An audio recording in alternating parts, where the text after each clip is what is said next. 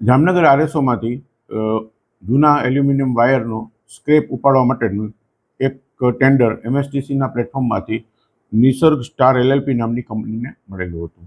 આ માટેના મટીરિયલના પૈસા એમણે પીજીવીસીએલમાં જમા કરાવેલા હોય એના અનુસંધાને એમને 82.303 મેટ્રિક ટન એલ્યુમિનિયમનો સ્ક્રેપ લઈ જવા માટેનો ઓર્ડર મળેલો હતો.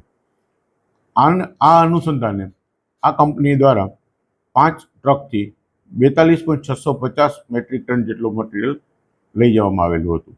ત્યારબાદ બીજા 2 ટ્રકથી એમને મટીરિયલ લઈ જતા હતા. એ દરમિયાન એમણે આ જે વજન છે ટ્રકનું, એમાં અમારી આરએસઓની કમિટી જે છે એ લોકોને શંકા જતાં એમણે આગળ તપાસ કરી હતી કે આ જે વજન છે વેબ્રિજ ઉપર એ 11.505 જેટલું નોંધાયું હતું. પણ આ વજન બરાબર નહીં હોવાનું ડાઉટ જતાં એમણે ફરીથી પાછું એમને વજન કરવા માટે કહ્યું હતું.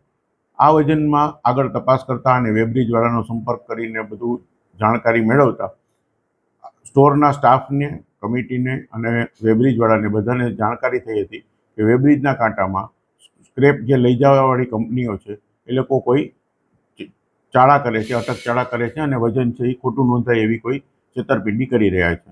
આ બધું જાણમાં આવતા આ બધી વાતની વિગત છે એ અમે પોલીસને જાણ કરેલી હતી અને સ્ટોરની કમિટી અને વેબ્રિજવાળા બધાએ જે કાંઈ એમની પાસે પુરાવા હતા એ પોલીસને આપેલા હતા કે આવી રીતના જે માલસામાન લઈ જાય છે એ લોકોએ વજનમાં છેતરપિંડી કરી અને કંપનીને અને બધાને છેતરવાનો પ્રયત્ન કરેલો છે.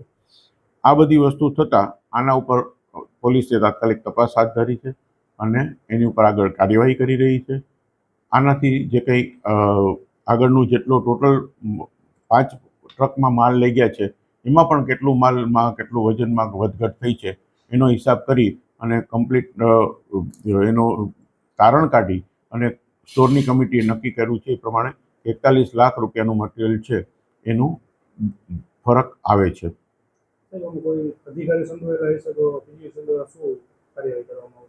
આમાં અધિકારી સંડોવાયેલા હોય એવી કોઈ હકીકત હાલના તબક્કે છે નહીં. અધિકારીએ પોતે જ અને સ્ટાફે પોતે જ આ જે છેતરપિંડી છે એની સાથે થયેલી એને ઉજાગર કરી છે અને એમની સતર્કતા અને એમના અનુભવને કારણે જ આ વસ્તુ અમે પકડી શક્યા છીએ.